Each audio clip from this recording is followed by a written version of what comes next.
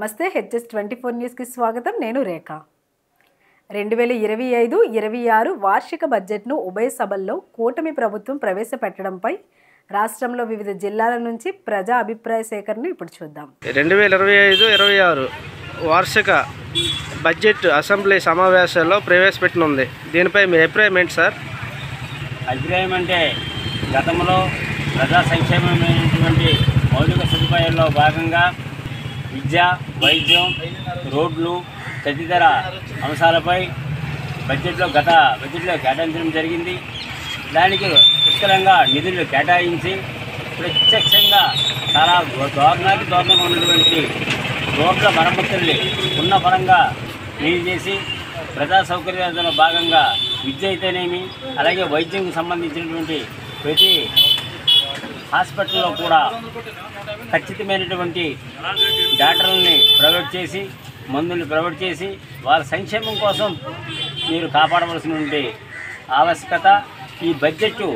అలాగే ఈరోజు కార్మికులు రోడ్డున పడతా ఉన్నారు, పరిశ్రమలు అభివృద్ధి చేస్తా అంటూ చెప్తూ ముఖ్యంగా రైతుకి, అలాగే కార్మికులకి, అలాగే పెట్టుబడిదారికి కూడా చాలా లాభకరమైనటువంటి పరిశ్రమ జనపనార. ఇదే మన ఉత్తరాంధ్రలో సుమారు కొన్ని ఫ్యాక్టరీలు ఇప్పటికే మూతపడ్డాయి. దానివల్ల కనీసం వేల పైన ఈరోజు కార్మికులు రోడ్డున పడ్డారు. కోరుతాను. Thank you sir.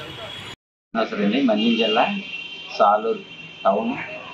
ముఖ్యంగా ఏంటంటే ఇప్పుడు చెప్పుకున్నట్టు మన బడ్జెట్ సమావేశాలు జరుగుతున్న సందర్భంగా మన కూటమి ప్రభుత్వం తరఫున హామీలు సూపర్ 6 ఇలాంటి హామీలను ఇచ్చారు కాబట్టి ప్రజలకు అవి అందుబాటులో ఉండే విధంగా బడ్జెట్లో ఏ కార్యక్రమం చేయాలనుకున్న బడ్జెట్కి సంబంధించి ఇప్పుడు మన ఎగ్జాంపుల్ ఏమంటే తల్లికి వందనం అనుకుంటున్నాం. అవి పిల్లలకి ప్రతి పిల్లడికి కూడా ఇంట్లో ఇస్తామని చెప్పారు కాబట్టి అది కూడా మనం కార్యక్రమం బాగా చదివి ఫ్రీ బస్సు గురించి అడుగుతున్నారు కూడాను. మన కూటమి ప్రభుత్వం అన్ని విధాలుగా ఆదుకోవాలని కోరుకుంటున్నాం.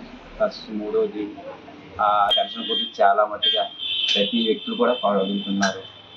దాని గురించి కూడా మన ప్రభుత్వం తరఫున పూర్తి సహాయ సహకారం అంటే నేను HS24 న్యూస్ ఛానల్ నుండి వచ్చాను. ఈ సంవత్సరం 2025-26కు గాను ప్రభుత్వం ప్రవేశపెడుతున్న బడ్జెట్ పైన మీ అభిప్రాయం ఏంటండి? 2025-26 వార్షిక బడ్జెట్ ప్రకారం కొత్త బడ్జెట్ విడుదల అవుతుంది. దాని గురించి మాకు ఏవైనా స్కీములు అంటే సంక్షేమ పథకాలు వర్తించినట్లుగా ఉంటే మంచిదండి.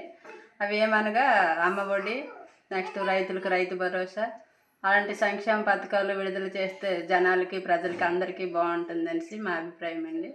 కొత్త ప్రభుత్వంలో కొత్తగా ఇదే మొదటిసారి చేస్తున్నారు కదా, దానిపై మీరు ఏదైనా అపోహ కానీ లేదా ఏదైనా సజెషన్ కానీ ఇవ్వాలనుకుంటున్నారా? అంటే జనాలు కొత్త ప్రభుత్వం వచ్చిందంటే కొత్తగా ఏదైనా చేస్తారని కొద్దిగా ఆలోచనలో ఉంటారు కదండి.